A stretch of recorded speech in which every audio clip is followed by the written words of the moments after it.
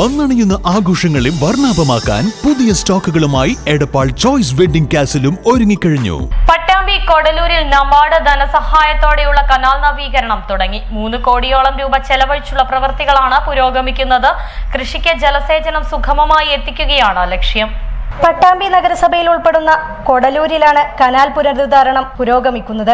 കാർഷിക മേഖലയിൽ ജലസേചനം കാര്യക്ഷമമാക്കുന്നതിനായി നബോർഡിന്റെ 3.77 കോടിയോളം രൂപ ചെലവഴിച്ചാണ് കനാൽ നവീകരിക്കുന്നത്. കനാൽ നവീകരണം പൂർത്തിയായാൽ പ്രദേശത്തെ നിരവധി ഹെക്ടർ നെൽകൃഷിക്ക് വലിയ ഗുണം ചെയ്യും.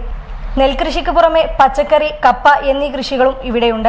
പ്രദേശത്തെ ജലസമൃദ്ധിയായ പെരിക്കോട്ടുകുളത്തെയും ജലസേചനത്തിനായി ആശ്രയിച്ചാണ് പദ്ധതി നടപ്പാക്കുന്നത്.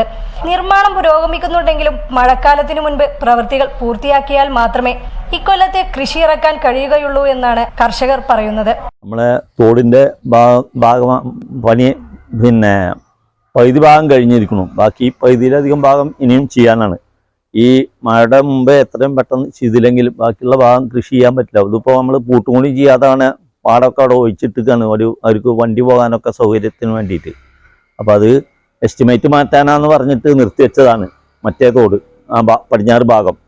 അപ്പോൾ അത് എത്രയും പെട്ടെന്ന് ചെയ്ത് കൃഷിക്കാരെ സഹായിക്കണം. അതാണ് ഞങ്ങളുടെ ആവശ്യം. ഇപ്പോൾ ഈ ചെയ്തതുകൊണ്ട് കാര്യം വേണമെങ്കിൽ ഇപ്പോൾ വെള്ളം വന്നാൽ നേരമൊക്കെ പാടത്തേക്കാണ് വരിക. ബാക്കിയുള്ള ഭാഗങ്ങൾ കൂടി പണിയണം. അങ്ങനെ ഈ വെള്ളം ഒഴിഞ്ഞു പോകാൻ പറ്റുള്ളൂ. മൊത്തം ഒരു 30 ഏക്കർ സ്ഥലം ഉണ്ട്. പച്ചക്കറിയും കൃഷി നെല്ലും ചെയ്യണം. 2 വളയും പണിയുന്ന ഭാഗം. നഗരസഭയിലെ 4, 5, 9 വാർഡുകളിൽ ഉൾപ്പെട്ടതാണ് കൊടലൂർ പാടശേഖരം. കാർഷിക മേഖലയെ ആശ്രയിച്ച് നിരവധി പേരാണ് പ്രദേശത്തുള്ളത്.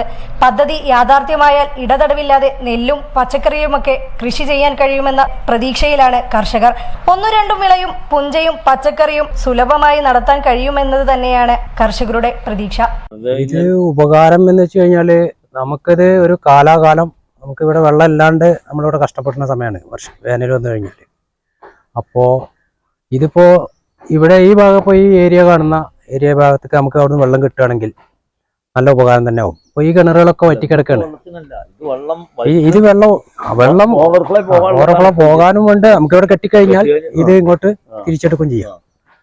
കർഷകർക്ക് നല്ല കൃഷി നമുക്ക് വേനലില് വ്യാപിപ്പിക്കാം. കൊടലൂര് വേനലിലും വർഷത്തിലും ഒരുപോലെ കൃഷി ചെയ്യുന്നൊരു ഏരിയയാണ്. 30-35 കർഷകന്മാരുണ്ട്. ഇപ്പോൾ അതിനെ ആശ്രയിച്ചാണ് ഇവിടെ ഭൂരിഭാഗം ആളുകളും ഉള്ളത്.